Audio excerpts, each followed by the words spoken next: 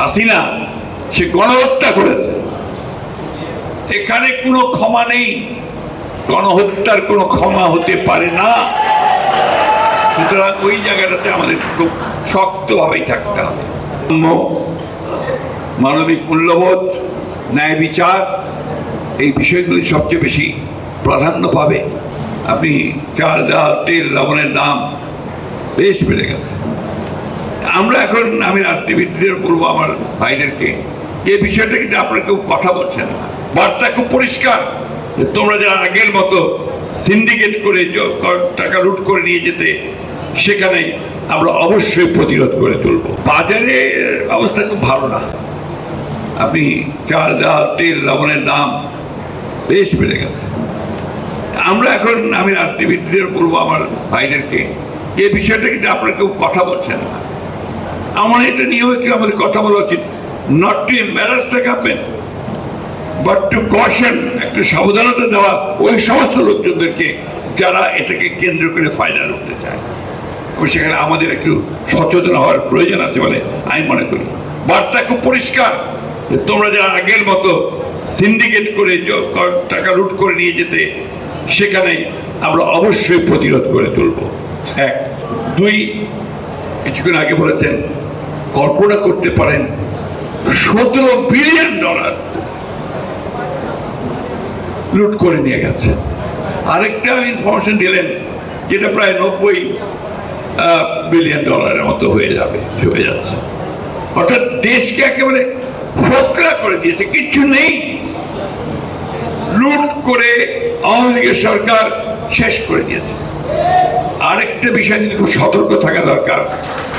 এই বিভিন্ন ডামাডোলে আমরা যেন ভুলে না যাই যে আওয়ামী লীগ, ফ্যাসিবাদী আওয়ামী লীগ, হাসিনা সে গণহত্যা করেছে।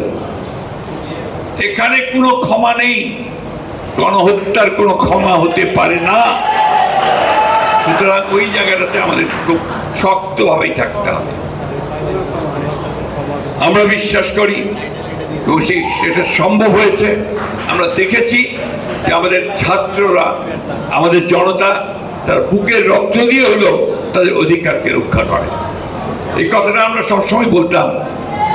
আমরা যতবার রাস্তায় নেমেছি ততবার এই কথাটা বলার চেষ্টা করেছি যে তরুণরা কোথায়, যুবকেরা কোথায়, এগিয়ে আসো।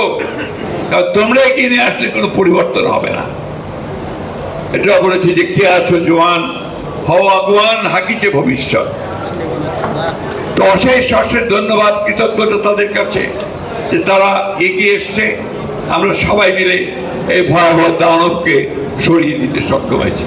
এখন নতুন করে একটা দালান গড়ে তোলা, নতুন করে স্বপ্নকে বাস্তবায়িত করার কাজ সবাইকে মিলেই করতে হবে এবং তরুণদেরকে সেটাতে অগ্রণী ভূমিকা পালন করতে হবে।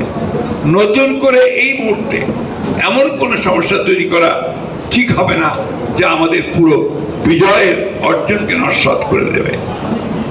আমি সবশেষে রব ভাই সুস্বাস্থ্য কামনা করছি। তিনি আসলে অনেক অসুস্থ।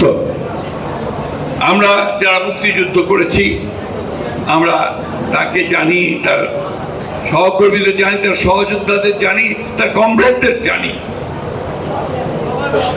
কি স্বার্থ ত্যাগ করে, কত শক্তি নিয়ে, সাহস নিয়ে সেদিন তারা নেতৃত্ব দিয়েছেন বলেই একটা স্বাধীন ভূখণ্ড আমরা পেয়েছি।